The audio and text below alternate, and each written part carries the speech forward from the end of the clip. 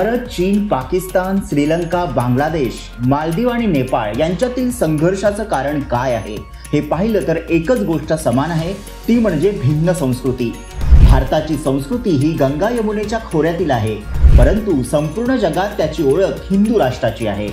भारतात बहुसंख्य हिंदू असणं हे भारतीय उपखंडातील संघर्षामागचं कारण आहे का? आणि याचं उत्तर 21व्या शतकातील महान विचारवंत सॅम्युअल पी हंटिंग्टन यांनी लिहिलेल्या क्लॅश ऑफ सिव्हिलायझेशन या पुस्तकात मिळतं।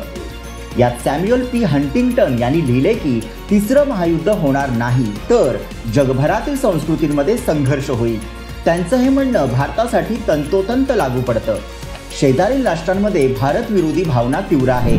भारताचे शत्रू देश त्याला हवा देण्याचं काम करतात। या भारत द्वेषाचं कारण भिन्न संस्कृतीतला संघर्ष तर नाही ना, हा प्रश्न उपस्थित होतो।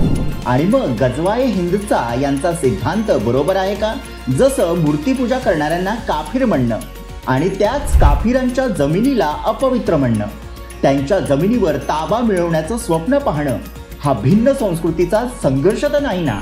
आणि म्हणूनच काश्मीरमध्ये लढाईला जगभरातून जिहादी बोलावतायत।